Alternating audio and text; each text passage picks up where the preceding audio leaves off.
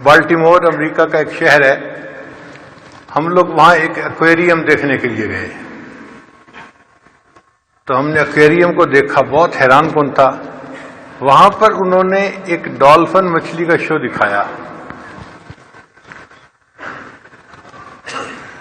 ایک چھوٹا سا بال تھا جس کو انہوں نے 50 فٹ کی بلندی کے اوپر لٹکایا اور ڈالفن کو اشارہ کیا، تو ڈالفن نے نیچے سے چھلانگ لگائی 50 فٹ کی اور اوپر جا کے اس بال کو اس نے کک کیا اور پھر واپس آئی۔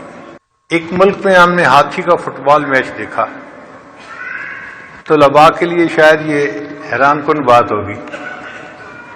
بال کا سائز بڑا تھا، مگر ہاتھی اپنی ٹرنک کے ساتھ اس کو لے کے جا رہے تھے، اور بالآخر جو مخالف گول تھا اس کے اندر ایک گولچی ہاتھی بھی کھڑا ہوا تھا۔ وہ جو گولچی ہاتھی تھا وہ اس فٹ بال کو روکتا تھا، بلاک کرتا تھا۔ ہاتھی کا فٹ بال میچ، مگر ہم نے دیکھا کہ بعض ہاتھی اتنے ٹرینڈ تھے کہ وہ بالکل گراؤنڈ کے کنارے پر فٹ بال کو لے جاتے تھے اور وہاں سے جا کے اس کو ایک کک لگاتے تھے اور سیدھا گول کے اندر وہ فٹ بال جاتا تھا۔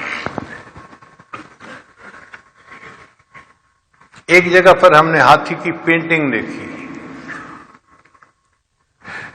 جو اس کا ٹرینر تھا وہ مختلف رنگوں کے اندر برش لگا کے اس کو ٹرنک میں پکڑا دیتا تھا، اور پکڑنے کے بعد وہ ہاتھی اس برش کو اتنے اچھے طریقے سے وہ بورڈ کے اوپر پھیرتا تھا کہ ایک پینٹنگ بن گئی، اور وہ پینٹنگ اتنی خوبصورت تھی کہ اس کو $100 میں ایک بندے نے خریدا۔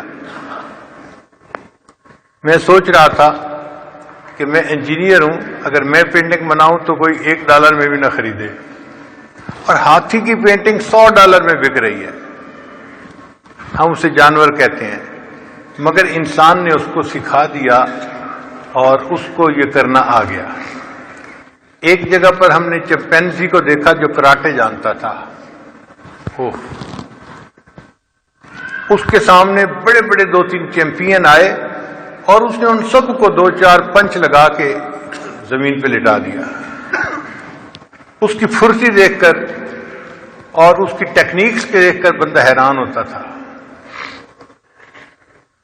سری لنکا ملک میں کوکونٹ کے درخت بہت ہوتے ہیں، اور کوکونٹ جب پک جاتا ہے تو اس کو توڑنے کے لیے ایک بندے کو اوپر جانا پڑتا ہے اور پھل کو توڑ کے گرانا پڑتا ہے۔